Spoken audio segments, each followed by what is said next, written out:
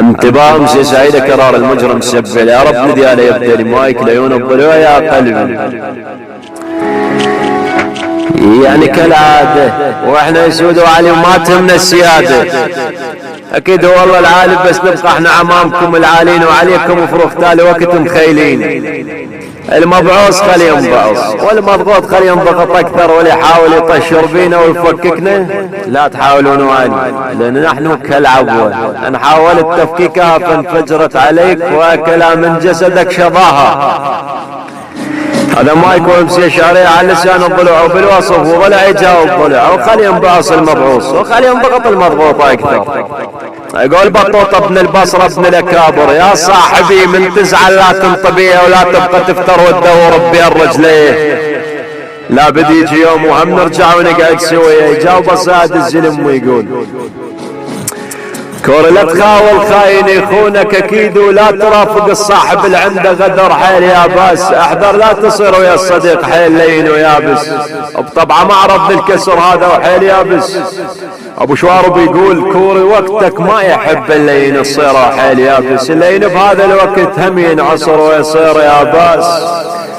كرار بن التغلب يقول كوري لا يغرك بالشكل كل من كبير وحيل يابس. هم شفت عطشان يروى من البحر والبحر حيل يابس.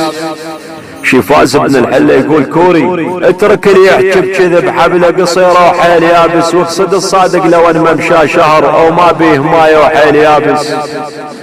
مطلوب يقول كور اختار بس الزين لو صار المسير يبين الصاحب ترى بوقت السفر لو ان الارض صارت شحيحه وحيل يابس. ابراهيم شعب بن البصره يقول كوري يا قلبي لا تظن الوقت يرحاك خصوصا ومن تصير الناس حطب يابس. ولا تظل تطحن كبد بحشاك يرحاك يا باس. ولا تشكل بصدرك لعد الناس يرحاك. وعلى الجرح بس صاحبه يشوفه من يطيب يصير يا باس. بازوك ابن المدينة يقول كوري اريد اكتب شعر واوصف بيه اخوته بالكثر حيل صحباني بس كونه يلوق واريد بهات شعر اوصف ضلوعه واخواني.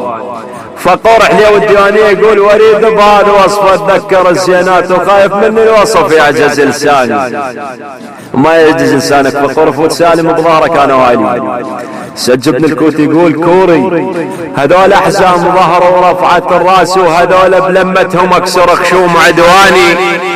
تعاهدنا علوفه وذاك الطيب ما واحد يقدر ويخذل الثاني.